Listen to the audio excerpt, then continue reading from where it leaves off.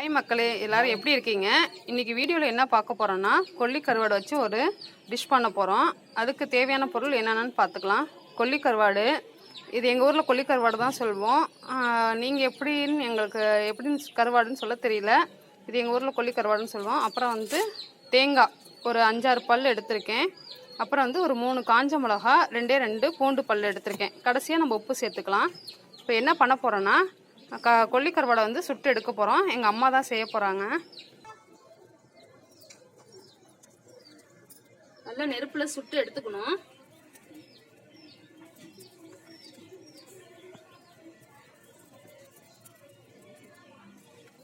இந்த கருவாடு எல்லாத்தையும் நம்ம சுட்டு எடுத்துக்கணும். இது தூள், அதாவது சைட் டிஷ்க்கு, சாப்பாடுக்கு சைட் டிஷ்க்கு சூப்பராக இருக்கும்.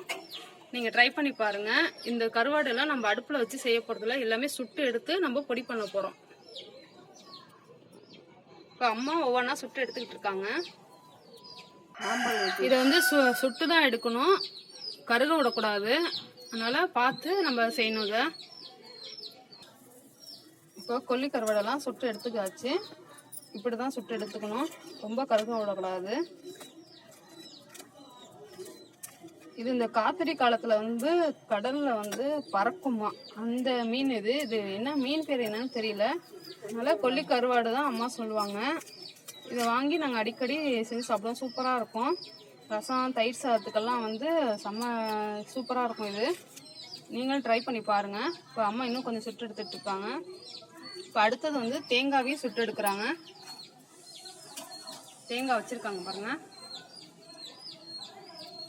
கொப்பரைக்காய் இருந்தால் இன்னும் நல்லாயிருக்கும் தேங்காவோட. இதை அப்படியே சுட்டு நம்ம பொடி பண்ண வேண்டியதுதான். இதில் உப்பு இருக்கும், அதெல்லாம் பயப்பட வேண்டாம். இல்லை உப்புலாம் அவ்வளோவா இருக்காது. நம்ம சேர்க்குற உப்பே கரெக்டாக இருக்கும். இல்லை தண்ணியில் ஊற வைக்கணும் அந்த மாதிரிலாம் எதுவுமே தேவையே கிடையாது.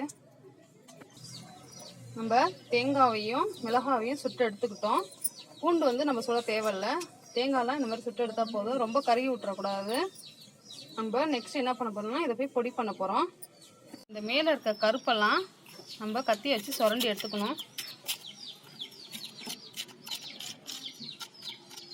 மண்டெல்லாம் நம்மளுக்கு தேவையில்லை, கருவாட்டோட மண்டெல்லாம்.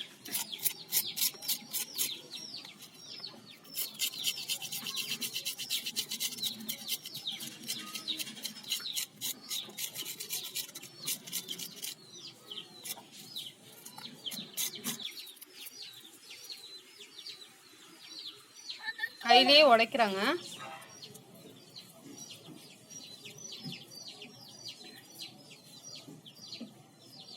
இந்த மாதிரி நல்லா சுட்டாதான் கையில் உடைக்க முடியும்.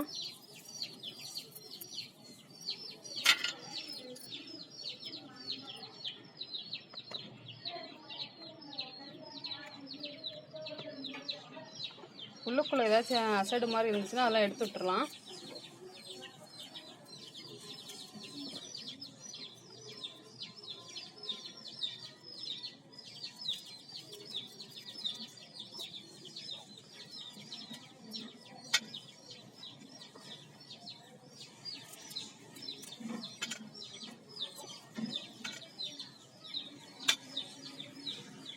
இந்த பாருங்க, தூள் தூளாக உடைச்சிட்டாங்க.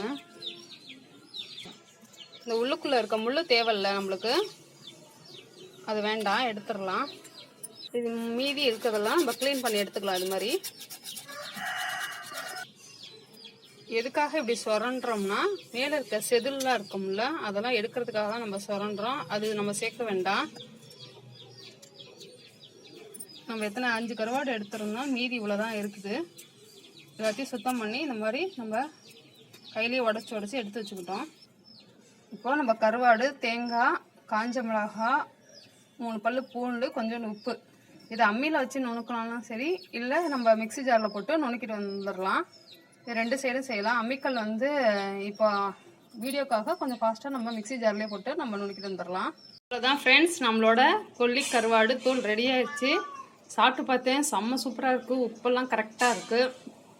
கொல்லி கருவாடில் என்னடா உப்பு இருக்குமே நீங்கள் அதெல்லாம் பார்க்க வேண்டாம், சூப்பராக இருக்கும். நீங்கள் சுட்டுட்டு நான் அந்த மாதிரி நான் சொன்ன மெத்தட்லேயே நீங்கள் ட்ரை பண்ணி பாருங்கள், அவ்வளோ சூப்பராக இருக்கும்.